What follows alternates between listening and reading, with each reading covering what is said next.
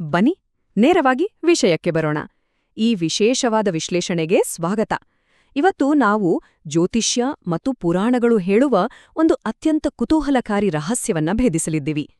ಕನ್ಯಾ ರಾಶಿಯಲ್ಲಿ ಜನಿಸಿದವರ ಇಂದಿನ ಗುಣಲಕ್ಷಣಗಳಿಗೂ ಅವರ ಹಿಂದಿನ ಜನ್ಮದ ಕರ್ಮಗಳಿಗೂ ಎಷ್ಟೊಂದು ಆಳವಾದ ಕನೆಕ್ಷನ್ ಇದೆ ಗೊತ್ತಾ? ನಮ್ಮ ಆತ್ಮ ಕೇವಲ ಒಂದು ಜನ್ಮಕ್ಕೆ ಸೀಮಿತವಾಗಿರದೆ ಹಲವು ಜನ್ಮಗಳ ಪಯಣ ಮಾಡಿರುತ್ತೆ. ಆ ಹಳೆಯ ಇತಿಹಾಸ ಇಂದಿನ ವ್ಯಕ್ತಿತ್ವವನ್ನ ಹೇಗೆ ರೂಪಿಸುತ್ತೆ ಅನ್ನೋದನ್ನ ನಾವಿಲ್ಲಿ ಸಂಪೂರ್ಣವಾಗಿ ಅನ್ವೇಷಿಸೋಣ. ಈಗ ಒಂದು ದೊಡ್ಡ ಪ್ರಶ್ನೆ ಎದುರಾಗತ್ತೆ.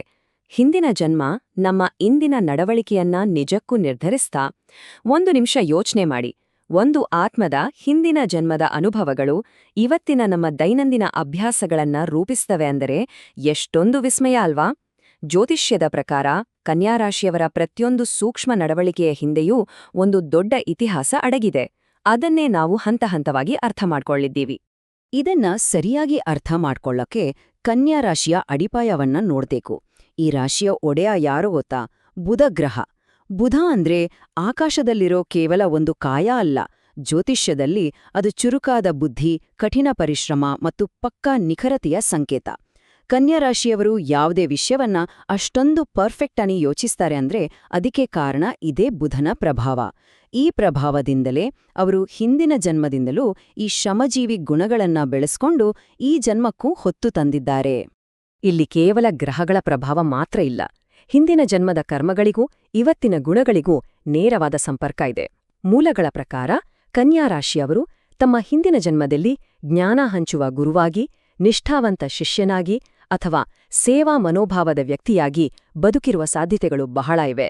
ಅಂದು ಅತ್ಯಂತ ಪವಿತ್ರ ಮನಸ್ಸಿನಿಂದ ಮಾಡಿದ ಆ ಸೇವೆಯೇ ಇವತ್ತು ಅವರನ್ನು ಸಂಘಟಿತ, ಅಚ್ಚುಕಟ್ಟಾದ ಮತ್ತು ಬೇರೆಯವರಿಗೆ ಸದಾ ಸಹಾಯ ಮಾಡುವ ಅದ್ಭುತ ವ್ಯಕ್ತಿಗಳನ್ನಾಗಿ ಮಾಡಿದೆ. ಆದ್ರೆ ಇದರಲ್ಲಿ ಒಂದು ಇಂಟ್ರೆಸ್ಟಿಂಗ್ ವಿಷಯ ಇದೆ. ಅದೇ ಪರ್ಫೆಕ್ಷನಿಸಂ, ಅಂದ್ರೆ ನಿಖರತೆಯ ಹೊರೆ.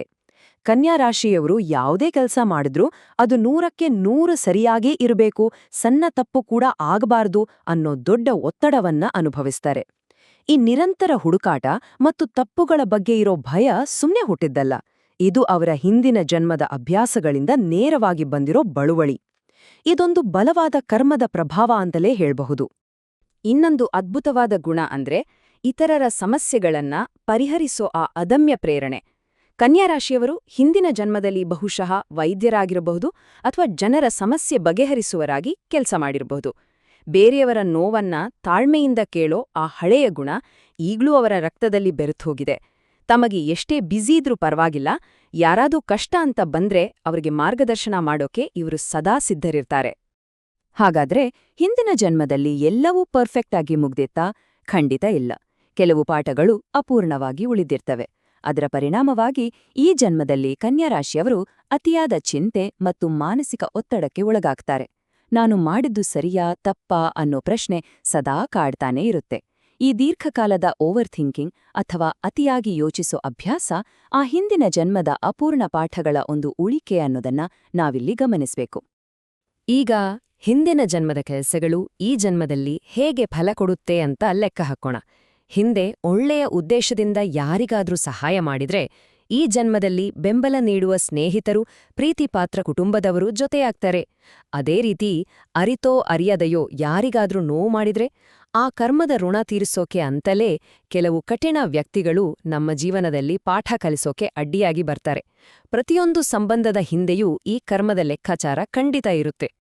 ಈ ವಿಚಾರ ನಮ್ಗೆಲ್ಲರಿಗೂ ಎಂದಾದರೂ ಒಮ್ಮೆ ಅನಿಸಿರಬಹುದು.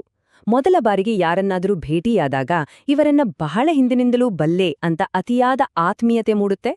ಅಥವಾ ಯಾವುದೇ ಕಾರಣ ಇಲ್ಲದೆ ಒಂಥರ ಕಿರಿಕಿರಿ, ಅಸಹನೆ ಶುರುವಾಗುತ್ತೆ.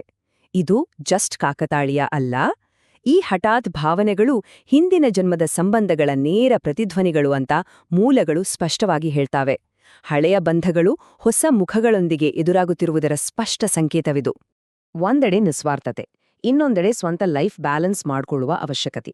ಇವೆರಡರ ನಡುವೆ ನಡೆಯುವ ಹೋರಾಟವನ್ನ ನಾವಿಲ್ಲಿ ನೋಡ್ಬೋದು.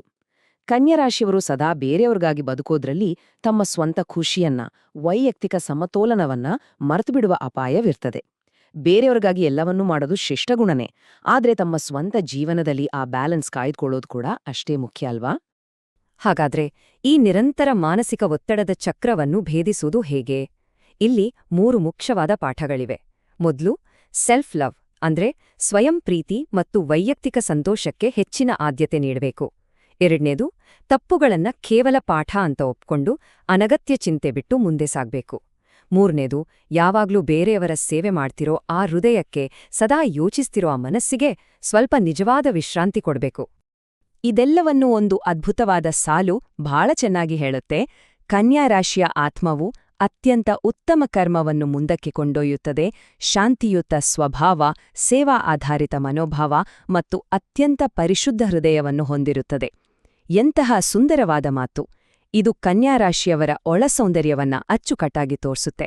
ಭವಿಷ್ಯದಲ್ಲಿ ಏನೇ ಸವಾಲುಗಳು ಎದುರಾದ್ರೂ ಅವರ ಈ ಪರಿಶುದ್ಧ ಮನಸ್ಸೇ ಅವರನ್ನ ಸುರಕ್ಷಿತವಾಗಿ ಮುನ್ನಡೆಸುತ್ತೆ. ಈ ಅದ್ಭುತವಾದ ವಿಶ್ಲೇಷಣೆಯ ಕೊನೆಯಲ್ಲಿ ನಾವೆಲ್ಲರೂ ಯೋಚಿಸಬೇಕಾದ ಒಂದು ಪ್ರಚೋದನಕಾರಿ ಪ್ರಶ್ನೆಯಿದೆ. ಒಂದು ಆತ್ಮದ ಕಾಣದ ಹಿಂದಿನ ಜನ್ಮ ಇಂದಿನ ವಾಸ್ತವವನ್ನ ಹೇಗೆಲ್ಲ ರೂಪಿಸ್ತಿರಬಹುದು? ನಮ್ಮ ದೈನಂದಿನ ಅಭ್ಯಾಸಗಳು, ಆ ವಿವರಿಸಲಾಗದ ಭಾವನೆಗಳು, ದಿಢೀರ್ನೆನೆ ಹುಟ್ಟೋ ಸಂಬಂಧಗಳು, ಇವೆಲ್ಲ ಕೇವಲ ಇವತ್ತಿನದಲ್ಲ. ಅದೊಂದು ಸುದೀರ್ಘವಾದ ಕಾಣದ ಇತಿಹಾಸದ ಪ್ರತಿಧ್ವನಿಸುವ ಎಳೆಗಳಾಗಿರಬಹುದು. ಈ ಆಳವಾದ ಆಲೋಚನೆಯ ಜೊತೆಗೆ ಇವತ್ತಿನ ವಿಶ್ಲೇಷಣೆಯನ್ನ ಮುಗಿಸೋಣ.